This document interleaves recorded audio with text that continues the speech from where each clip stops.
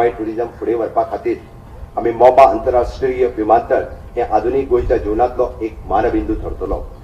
आमी हो पुराय प्रोजेक्ट जो आसा हो 35.22% आतापर्यंत पुराय जाल्लो आसा आणि फुडल्या 15 ऑगस्ट 2022 माननीय पंतप्रधान नरेंद्र मोदीजीच्या हस्ते ह्या प्रकल्पाचे उक्तावण लोकार्पण जे आसा निश्चितच आमी करतले हाची म्हाका खात्री आसा।